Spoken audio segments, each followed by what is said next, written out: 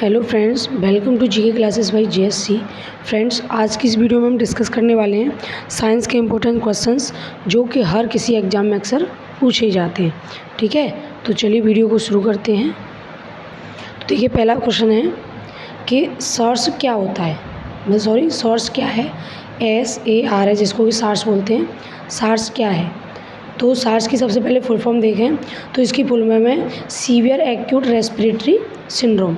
ठीक है, जैसे कि पता है कि कोरोना वायरस आया था, तो इसी सिंड्रोम की वजह से जो सांस की बीमारी हुई थी कोरोना के दौरान, वो सार्स ही था।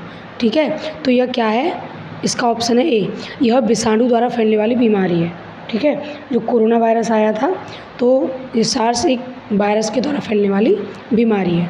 ठीक है, तो चलिए अगला प्रश्न देखते हैं। अगला प्रश्न है कि निकट दृष्टि दोष में किस लेंस का प्रयोग होता है। निकट दृष्टि दोष की पूछ रहा है, तो इसका सही उत्तर है ऑप्शन नंबर ए, अवतल लेंस। जो निकट दृष्टि दोष होता है उसको दूर करने के लिए कौन से लेंस का यूज किया जाता है? तो वो किया जाता है अवतल लेंस का। ठीक है, अच्छा, निकट दृष्टि दोष होता क्या है कि इसमें निकट की चीज़ें तो साफ साफ दिखाई देती हैं, लेकिन जो दूर की चीज़ें हैं वो दिखाई नहीं देती। ठीक है, तो वो होता है निकट दृष्टि दोष। इसको दूर करने के लिए अवतल लेंस का प्रयोग किया जाता है। ठीक है, तो चलिए अगला प्रश्न देखते हैं। अगला प्रश्न है कि दूरदृष्टि दोष में किस लेंस का प्रयोग किया जाता है? तो इसका सही उत्तर है ऑप्शन नंबर बी, उत्तल लेंस। जो दूरदृष्टि दोष होता है उसको दूर करने के लिए उत्तल लेंस का यूज करते हैं। और दूरदृष्टि दोष क्या होता है कि इसमें दूर की चीज़ें तो साफ साफ दिखाई देती हैं, लेकिन निकट की चीज़ें इसमें दिखाई नहीं देती हैं। ठीक है, तो दूर की चीज़ें इसमें दिखाई देती हैं, लेकिन निकट की चीज़ें इसमें दिखाई नहीं देती हैं। तो चलिए अगला प्रश्न देखते हैं। अगला प्रश्न है कि गुरुत्वाकर्षण का सिद्धांत किसने दिया? तो इसका सही उत्तर है ऑप्शन नंबर ए, न्यूटन।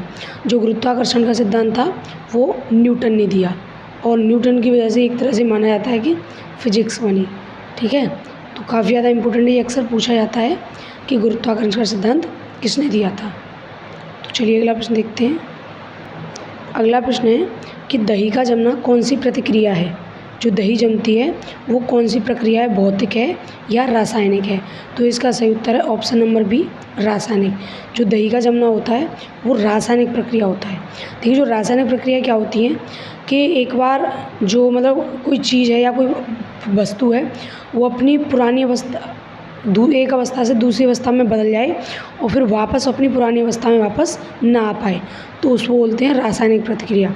ठीक है, जैसे दूध का दही जमना, लोहे का जंग लगना और ईंधन का जलना, ये ऐसी प्रक्रियाएं हैं कि एक बार ये दूसरी अवस्था में चेंज हो जाएं तो वापस ये अपनी उसी अवस्था में वापस नहीं लौटती हैं। ठीक है, और भौतिक प्रक्रिया क्या होती है कि एक बार किसी दूसरी अवस्था में चेंज हो जाए तो वो पुनः अपनी पहली अवस्था में वापस आ सकती हैं। ठीक है, भौतिक प्रक्रिया क्या होती है कि जैसे पानी का बर्फ़ बनना है, भाई पानी से बर्फ़ बनता है तो वापस बर्फ़ से पानी भी बनाया जा सकता है, और बर्फ़ का पानी बनना, पानी का बर्फ़ बनना, तो ये क्या है? ये भौतिक प्रतिक्रिया। ठीक है, और जैसे कि पानी उबलना है, भाई पानी उबलता है तो उबलने के बाद फिर वापस वो ठंडा भी तो हो जाता है, तो ये जो प्रक्रिया हैं वो भौतिक प्रक्रियाएँ हैं। और रासायनिक प्रक्रिया, लोहे का जंग लगना, दही का जमना, ये इत्यादि कुछ रासायनिक प्रक्रियाएँ। ठीक है, तो चलिए अगला प्रश्न देखते हैं। अगला प्रश्न है कि ऑप्टिकल फाइबर होता है, ऑप्टिकल फाइबर क्या होता है? तो इसका सही उत्तर है ऑप्शन नंबर बी, कांच का बना हुआ। जो ऑप्टिकल फाइबर होता है वो कांच का बना हुआ होता है, और कांच के साथ साथ कभी ये ऑप्शन में प्लास्टिक का भी दे देता है, तो यह कांच और प्लास्टिक दोनों का बना होता है ऑप्टिकल फाइबर। ठीक है, तो ऑप्टिकल फाइबर होता क्या है? यह प्लास्टिक या कांच, मैंने बताया कि प्लास्टिक या कांच किसी का भी हो सकता है, तो इसकी बनी एक पतले धागे की सी आकृति होती है, धागे बोल लें या तार बोल लें, इसकी आकृति होती है ऑप्टिकल फाइबर। और इसका यूज कहाँ होता है? इसका यूज होता है जैसे दूर संचार में करते हैं, या चिकित्सा वगैरह उनके यूज में इसका करते हैं, उनमें इसका यूज करते हैं ऑप्टिकल फाइबर का। तो चलिए अगला प्रश्न देखते हैं। अगला है कि शुष्क सेल में कैथोड का कार्य करता है। शुष्क सेल में कैथोड का कार्य क्या करता है? तो इसका सही उत्तर ऑप्शन नंबर सी, ग्रेफाइट छड़। शुष्क सेल में जो ग्रेफाइट छड़ है वो कैथोड का कार्य करता है। ठीक है, तो चलिए अगला प्रश्न देखते हैं। अगला प्रश्न है कि मानव शरीर में कौन सा रक्त ग्रुप प्रायः कौन सा जो ब्लड ग्रुप है, रक्त ग्रुप प्राय अधिक पाया जाता है, मतलब मानव शरीर में जो अधिकांश लोग होते हैं उनमें कौन सा ब्लड ग्रुप पाया जाता है।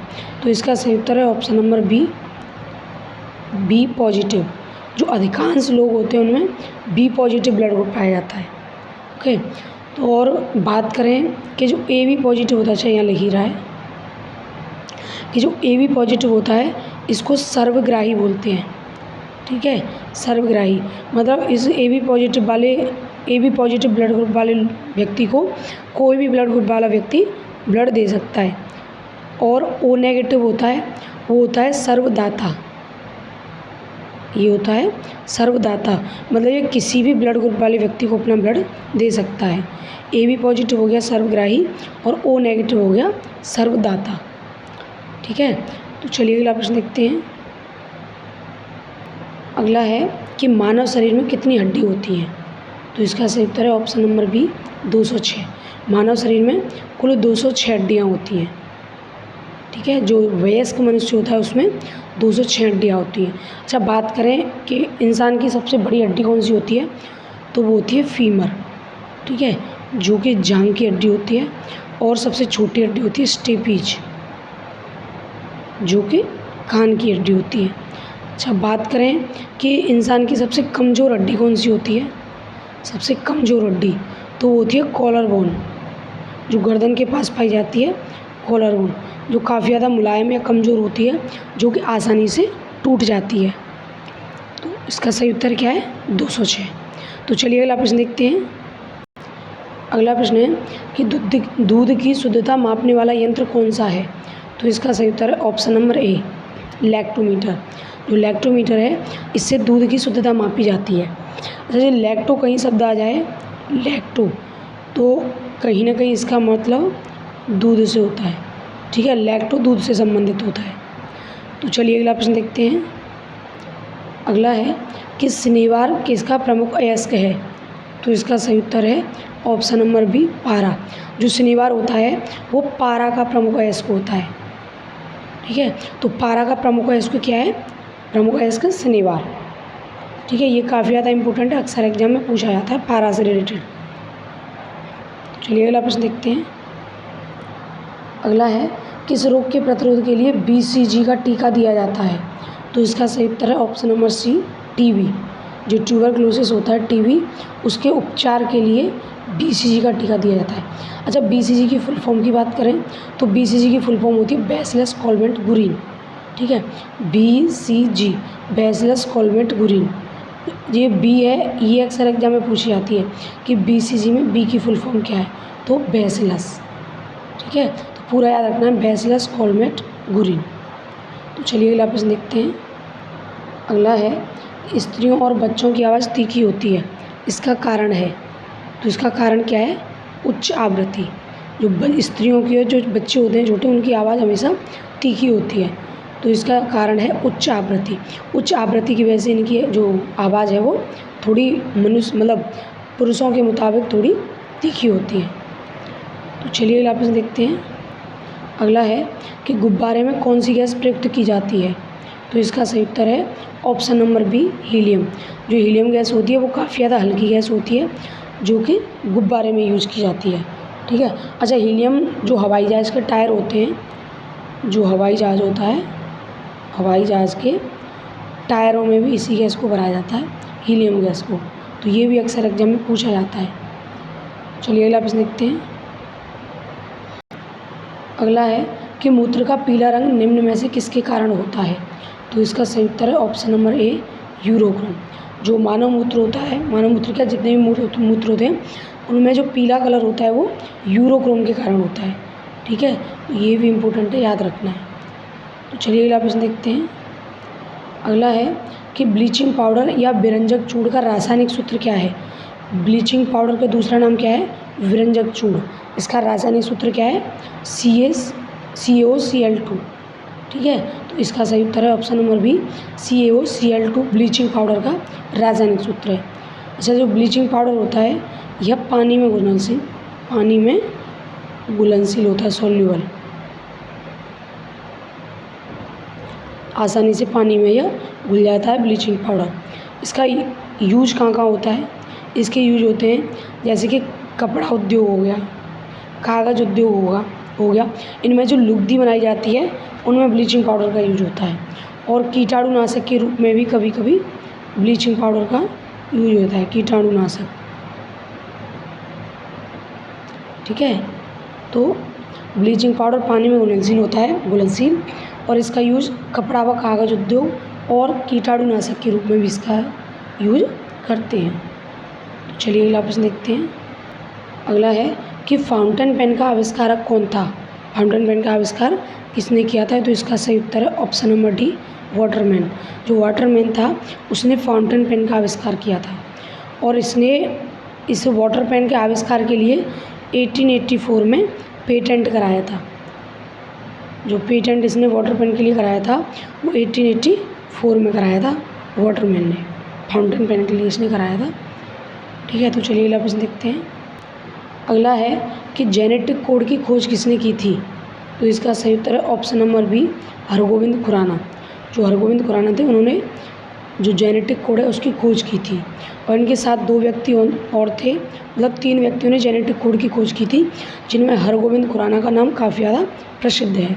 ठीक है, अच्छा 2 व्यक्ति कौन थे? एक तो थे रॉबर्ट होली और एक मार्शल निरेनबर्ग।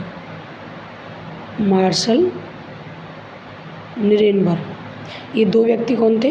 रॉबर्ट होली और मार्शल निरेनबर्ग, जिन्होंने हरगोविंद खुराना के साथ मिलकर जेनेटिक कोड की खोज की थी। चलिए अगला प्रश्न देखते हैं। अगला प्रश्न है कि किसे भारी जल कहा जाता है?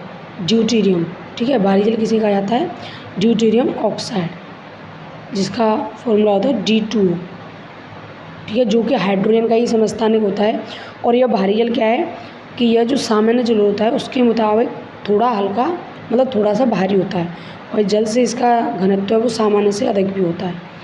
ठीक है, तो इसको ड्यूटेरियम को भारी जल कहा जाता है, D2। चलिए अगला प्रश्न देखते हैं। अगला प्रश्न है कि सोडियम कार्बोनेट का व्यापारिक नाम क्या है? तो इसका सही उत्तर है ऑप्शन नंबर ए, धोने का सोडा। जो सोडियम कार्बोनेट होता है वो होता है धोने का सोडा, और सोडियम बाइकार्बोनेट की बात करें तो होता है खाने का सोडा, लेकिन इसमें सोडियम कार्बोनेट की बात करा तो ये हो गया धोने का सोडा। इसका रासायनिक फार्मूला क्या होता है? Na2CO3। ठीक है, सोडियम कार्बोनेट का रासायनिक सूत्र होता है Na2CO3, और इसका व्यापारिक नाम है धोने का सोडा। चलिए अगला प्रश्न देखते हैं। अगला है कि किस तत्व के कारण मनुष्य में एनीमिया होता है?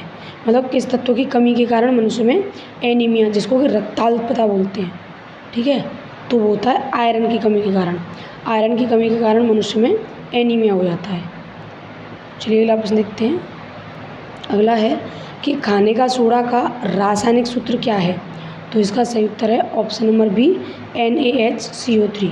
जो खाने का सोडा होता है जिसको कि सोडियम बाइकार्बोनेट बोलते हैं, मैंने भी बताया कि इसको सोडियम बाइकार्बोनेट बोला जाता है।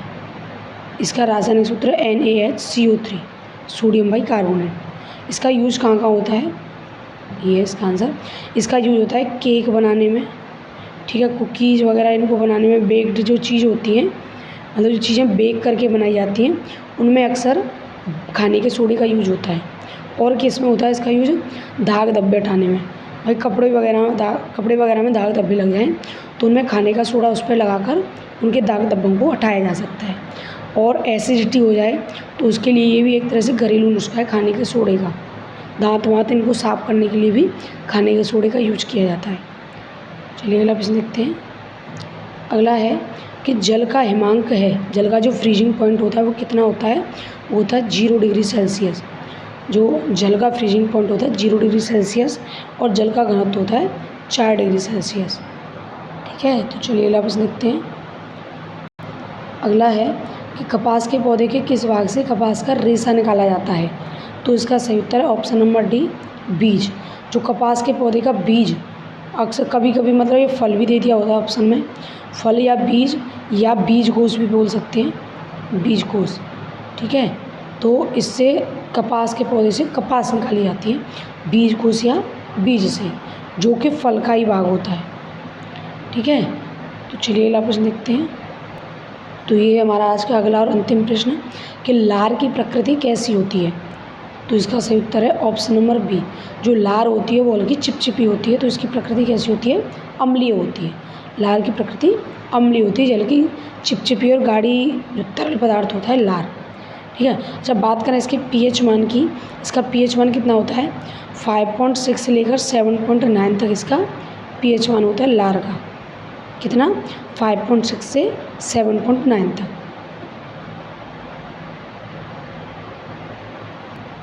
तो ये थी हमारी आज की वीडियो। अगर वीडियो पसंद आई हो तो वीडियो को लाइक करें, और अभी तक चैनल को सब्सक्राइब नहीं किया है तो प्लीज़ चैनल को सब्सक्राइब करें, और वीडियो को ज़्यादा से ज़्यादा शेयर भी करें, जिससे कि और भी लोग इसको देख सकें। धन्यवाद।